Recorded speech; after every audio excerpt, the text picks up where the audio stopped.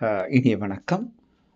குறிப்பறிதல் என்ற அதிகாரத்திலே நாம் நிறைவு குறளை பார்க்க இருக்கிறோம். 100வது குறள். 1100.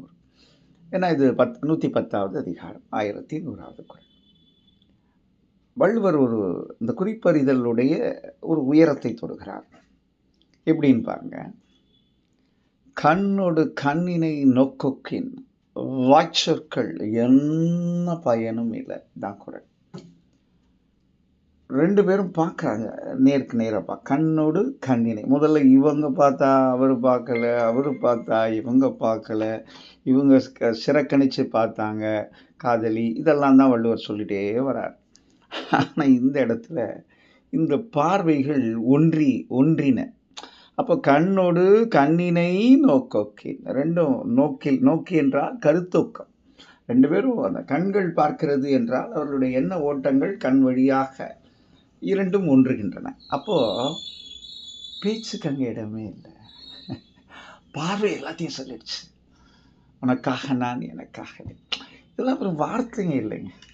இன்னைக்கு நம்ம நிறைய திரைப்படத்தை பார்த்து என்ன ஆயிடுச்சுன்னா, அந்த வார்த்தைகளை நாம் ரசிக்க ஆரம்பித்து விட்டோம். ஆனால் அதையும் தாண்டி இந்த காவியங்கள் நமக்கு அழகான ஒரு உண்மையை சொல்கின்றன.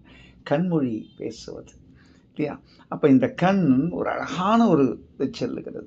வாய்ச்சொற்களுக்கு அங்கே இடமில்லை. நான் உன்னை ரொம்ப விரும்புகிறேன், வேண்டவே வேண்டாம், நீ சொன்னினா தான் அது சேர்க்க. அங்கே நீ சொல்லவே வேண்டாம். உன்னுடைய பார்வை ஒன்றே போதுமே அப்படின்னு ஒரு பாட்டு வரும். அந்த மாதிரி கண்ணதாசன் அதை அனுபவித்து இந்த திரைப்படத்தில் கொண்டு வந்தார். ஆனால் பாடல்களாக இங்கே கம்பர் அது ரொம்ப அழகாக எடுத்தாண்டிருக்கார். ராமனும் சீதை எல்லாரும் படித்தது தான். சீதையும் அந்த கண்கள்லேயே பேசிக்கிட்டு அந்த காட்சியை ரொம்ப அழகாக அவர் எழுதுவார். நம்மெல்லாம் ரசித்த ஒன்று நான் உங்களுடைய பார்வை கேட்குறேன். கண்ணோடு கண்ணினை கவ்வி ஒன்றை ஒன்று உண்ணவும் நிலைவராது உணர்வும் ஒன்றிட அண்ணலும் நோக்கினாள் அவளும் நோக்கினாள். கம்பராமாயணத்தில் மிதிரை படத்தில் 35வது பாடல். அப்போது அந்த கவ்வி என்ற அந்த அப்படியே கவ்விடுச்சு, அவ்வளோதான். அங்கேருந்து அதுவே இல்லை, அப்படியே ஒன்றி போயிட்டாங்க. வேற எங்கேயும் அவங்க பார்வை இல்லை. அந்த நோக்கம் பார்வையெல்லாம் ஒன்று தான். உணர்வும் நிலை பெறாது, அங்கேயும் வேற எங்கேயும் திசை திருப்பலை.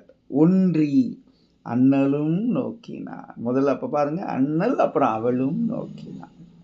2 பேரும் அப்படியே நிற்கிறாங்க. அதுதான் இங்கே வள்ளுவர் கண்ணோடு கண்ணினை நோக்கோக்கின் வாய்ச்சொற்கள் என்ன பயனும் இல்லை ரொம்ப அழகாக சொல்லியிருக்கார்.